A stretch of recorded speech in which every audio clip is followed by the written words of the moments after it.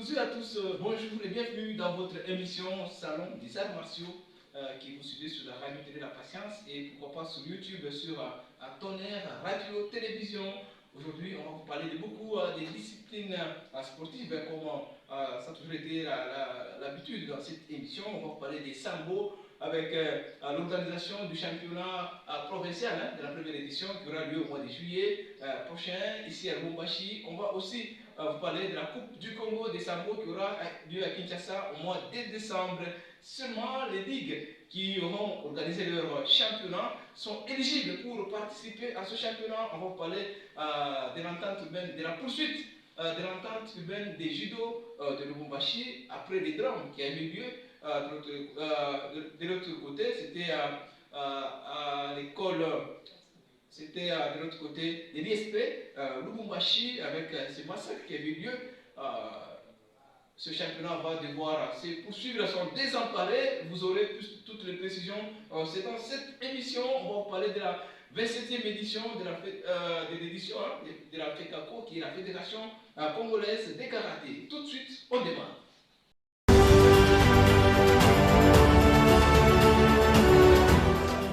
Qui est la nouvelle discipline qui a été installée dans le Katanga depuis le 19 juin 2021, 2 ans que cette ligue est en train de fonctionner ici à Lubumbashi. Déjà, quelques ententes ont été installées par cette dernière, il s'agissait de l'ICASI, de cercle de Kipushi, et d'autres seront installées d'ici peu. La Fédération congolaise des sambo, la FENACOSA, demande à toutes les ligues de pouvoir organiser leur championnat au mois de juillet prochain. Et le championnat national est prévu à Kinshasa au mois de décembre de la même année. Nota bene, seules les ligues qui auront organisé leur championnat sont éligibles de pouvoir participer à cette Coupe du Congo des sambo. Et nous allons vous rappeler que le 8 et le 9 avril de l'année en cours, la Ligue des sambo du Haut-Katanga, dirigée par Maître Zefondo Mupasa, avait organisé un séminaire technique qui était animé par le directeur national Dieudonné. On va d'abord suivre cet élément et on va se retrouver après. Suivons. Sur invitation du président de la Ligue des Sambo du Haut-Katanga, Zefondo Mopassa, le directeur technique de la fédération a présidé un séminaire aux entraîneurs samboïstes à l'Institut technique Salama de Lubumbashi. Plusieurs matières ont été dispensées, dont savoir faire les mouvements, comment chuter, comment relancer. Avec à sa main le règlement des Sambo, Kisuka Dieudonné n'a pas seulement enseigné la théorie, il s'est focalisé aussi à la pratique de cet art martial qui regroupe la lutte et les judo. Là, maintenant, c'est ça. C'est ça, non, calme. Quand on y a, va répondre. Vous avez une différence de non-calme dans l'ordre. Quand on y a, attaquer. On y a quoi, mais après, la physique du sous. Accueillir, côte. Ah oui, t'as eu le sous. Je vais voir. Le match. Vous faites 5 minutes. Peu connu dans les milieux des Haut-Katangais, le sambo est une discipline sportive de combat qui a vu jour en Russie dans les années 1930 avec le militaire, comme nous explique le directeur technique national. Vers les années 1930, en l'Union soviétique, c'est une discipline créée par 3 militaires. Les 3 militaires étaient des sportifs. Et alors, il y avait un problème qui s'est posé au niveau de la guerre. Lorsqu'il y a eu guerre, au niveau de la Première Guerre mondiale, les munitions sont finies, on a perdu tout, il faut qu'il y ait combat corps à corps. Lorsqu'il y a combat corps à corps, si tu n'es pas pratiquant, tu seras incapable de vaincre ton adversaire. Maintenant, si tu pratiques cette discipline-là qui est les sambo, créée par ces 3 militaires, ça a commencé au nom de Samouze et puis c'est devenu sambo. Et alors, c'est grâce à ces 3 militaires-là, normalement, c'est une discipline militaire. Et actuellement, ça a été libéré lors du dernier Jeux Olympiques comme discipline olympique. La première prestation du sambo au niveau des Jeux Olympiques, ça sera en France en 2024 Paris. Ce sport est en République démocratique du Congo depuis seulement 2 ans. Ainsi, le président de la Ligue a profité de cette circonstance pour demander aux jeunes d'adhérer massivement à cette discipline sportive.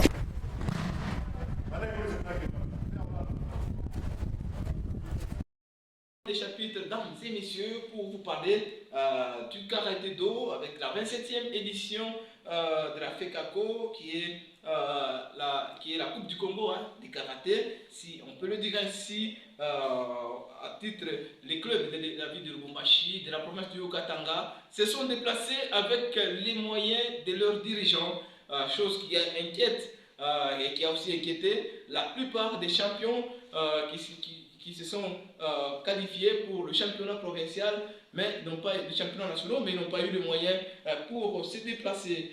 Seulement 3 clubs qui ont les moyens, qui ont eu à envoyer leur club. Il s'agit du club Katuta, club Avenir, ainsi que Budo Dragon. Le karaté club Budo Dragon s'est déplacé en Bandaka avec les moyens de son comité. 3 athlètes qui ont composé cette équipe. Il s'agit des Kata Junior messieurs. Ils sont partis représenter le club à la 27e édition. C'était pour la première fois que Budo Dragon a participé à la Coupe du Congo de la FECACO, le club qui est cher à Godan Dechi Matanda. Ce club a été créé, c'était en 2019. 4 ans après, Budo Dragon participe à la fête nationale des karaté. On va vous montrer comment est-ce que l'équipe s'est déplacée de Lubumbashi Kinshasa Mbandaka. Suivons. Le club cher à Paul Ojimbayo s'est déplacé en Mbandaka au championnat national de karaté avec les moyens propres. 3 athlètes polyvalents qui vont se distinguer en kata et comité individuel et par équipe. Il s'agit d'Exaucé Mukendi, Shadrack Kanda et David Ilunga à la tête de la délégation. On les positionne parce qu'on a travaillé ça avec le comité nous a vraiment motivés. Et on part là-bas, c'est pas pour nous aller jouer, c'est pour amener à quelque chose à ça. 4 ans après sa création, Budo Dragon va goûter pour sa première fois à la Coupe du Congo des karaté qui aura lieu pour la première fois dans la province de l'Équateur, précisément en Bandaka du 24 au 30 juin de l'année en cours. On a fait beaucoup d'exploits, c'est-à-dire c'est un enfant qui a grandi. On a eu le trophée à l'entente, nous avons eu maintenant un trophée à la Ligue. Nos équipes vont représenter maintenant la province au niveau des Bana. Alors, nous sommes très contents pour cette élévation. Le vaillant comité du club et le directeur technique Dechi Matan Godan ont abattu un travail de titan pour déplacer les athlètes à leur première expérience. Ces derniers ont pris le vol de Lubumbashi Kinshasa le mardi 27 juin et le mercredi 28 juin, ils vont rallier Kinshasa en Bandaka. De ce club, Paul Ojimbayo s'est aussi senti inquiété parce que le gouvernement n'a pas fait sortir de fonds pour que la délégation du Haut-Katanga puisse se déplacer. Mais il s'est aussi, il a dit quelques mots devant la presse tout en renonçant à cela. Donc il a donné ses inquiétudes par rapport à ce manque d'accompagnement du gouvernement provincial. Mais il a aussi encouragé ses athlètes afin qu'ils fassent mieux. Suivons. Bon, parfois on est froissé, mais on se dit si les athlètes restent comme ça après avoir presté avec succès à l'entente et à la Ligue, on ne pouvait pas les laisser comme ça. On devait qu'à faire quelque chose. On est froissé, on croyait peut-être que la Ligue allait prendre en charge les athlètes qui étaient sortis premiers. On ne pouvait faire que ça parce que les athlètes avaient presté avec succès à la Ligue et d'abord à l'entente et à la Ligue. Il fallait faire quand même quelque chose qu'ils aillent aussi prester au niveau de championnats nationaux. Ce sera peut-être quelque chose de bon pour surtout pour la province et pour le club aussi. S'il n'y a pas de magout, s'il n'y a pas d'injustice, en tout cas je suis sûr avec mes poulains. On ne sait pas digérer ça, on ne sait pas ce qui se passe au niveau de la province et abandonner les athlètes comme ça, leur propre sort. Donc les athlètes doivent être supportés par leurs dirigeants. En tout cas, c'est déplorable.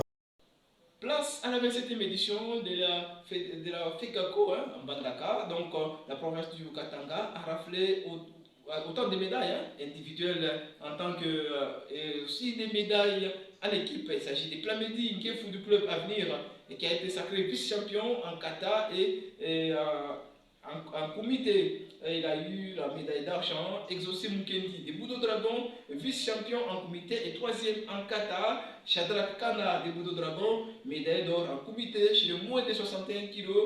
Fidel Kadiata du club Avenir était troisième. Il a appelé la médaille de bronze en kata. Senior Messier Cléophas Kalombo du club Katuta était sacré champion en comité chez le moins de 68 kg. Ainsi que Iras Mbia du même club était sacré champion en comité chez les moins de 76 kg. Patient Louzik du club Avenir a occupé la troisième place dans sa catégorie, tandis que chez les dames, Joyce Mwenge de Katuta, vice-champion en comité dans sa catégorie. En kata équipe senior messieurs, le club Avenir était classé vice-champion et Boudo Dragon a raflé la médaille d'or en kata junior messieurs. C'était par kicker parce que il n'avait pas l'adversaire était absent, donc directement ils ont été sacrés champions. Ito Sukai dans ce numéro des salons des arts martiaux, la deuxième édition du tournoi FADAM qui devait avoir lieu à Kinshasa, capitale RD congolaise au mois de juin passé, qui a été annulé à cause des entraves de toute nature ont été mises en place pour empêcher le déroulement de cette dernière, nous l'a dit le grand maître Bantou Riquet, le président d'organisation. Cette fois-ci, on va suivre comment la Ligue d'Ito Sukai de la Ligue de la province du Haut-Katanga était en train de se préparer pour participer à cette fête des arts martiaux.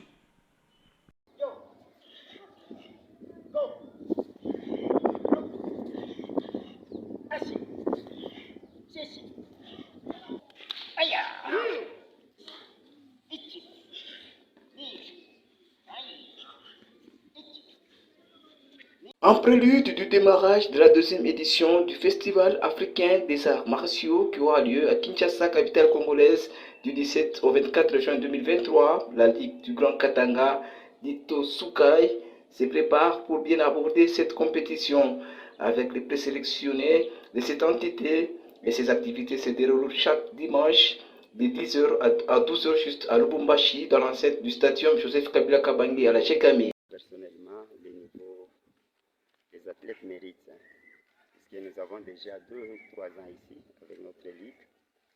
Alors nous préparons les athlètes sérieusement. Je crois qu'ils vont représenter les Katanga avec beaucoup d'ambition. Le secrétaire de cette entité, Biola Nicolas Chian, est revenu pour parler sur l'organisation de cette activité si grandiose.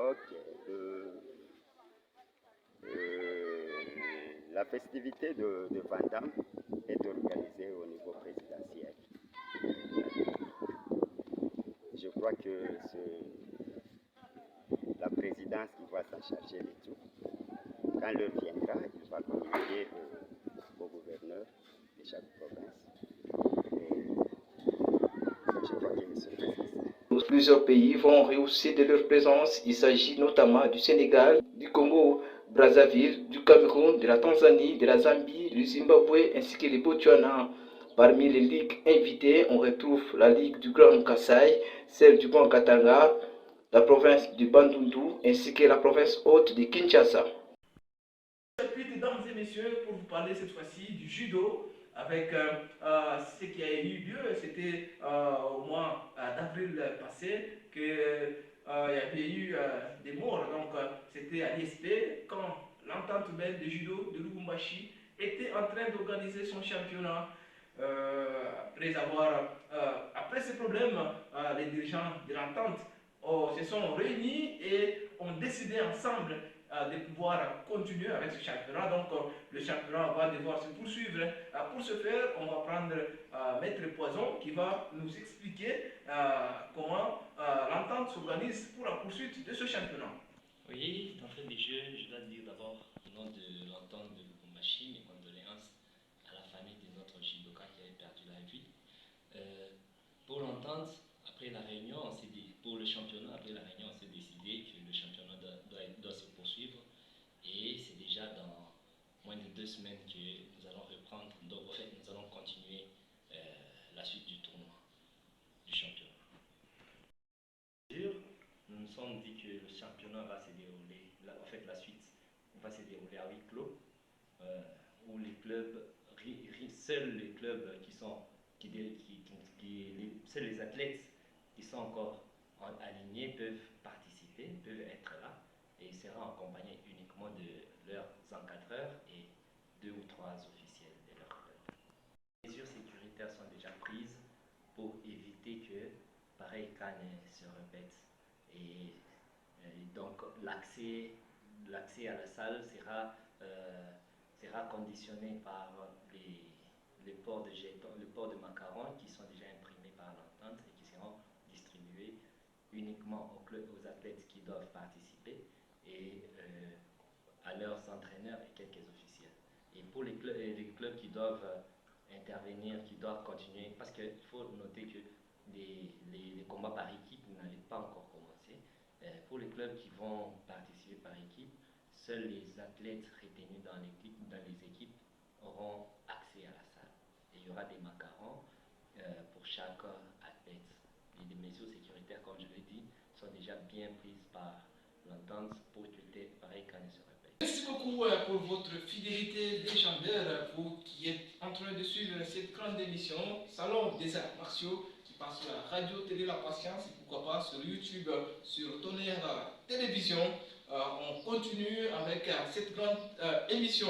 Et on va aussi vous parler de donc on va vous parler de l'Open pour enfants. C'est l'entente du karaté de Lubumbashi qui a organisé pour la première fois à Lubumbashi la première édition, c'était le 8 et le 9 avril 2023, la première édition de l'Open pour enfants, et c'est les complexes Omnisport qui avaient servi des cadres. On va vous rappeler que ce sont les catégories inférieures qui étaient concernées. Il s'agit des PPI, des Benjamins, ainsi que des minimes. Tous les récipiendaires avaient reçu des cadeaux. On va d'abord nous rafraîchir la mémoire avec cette première édition des tournois Open pour enfants. Suivons. Débuté vendredi 7 avril dernier au complexe scolaire QLE, la première édition de l'Open Karaté pour enfants s'est ponctuée les samedis. Plus de 100 budokas pratiquants, les Shotokan ont répondu à cet appel lancé par la commission d'organisation conduite par le président de l'entente de karaté-do de Lubumbashi, le sensei Walai Kanda, secondé par le président de karaté club Ultimax Force de Kamasaka, du secrétaire de l'entente de karaté-do de Lubumbashi et du directeur technique de la ligue de karaté-do du Haut-Katanga, Kilondo Gelor. Après le premier jour, consacré à 80% par la présentation de différents katas, la journée du samedi était plutôt riche en comités où les enfants se sont affrontés sur le 2 tatami pour la circonstance, cela devant les chefs de service urbain de sport et de leurs parents.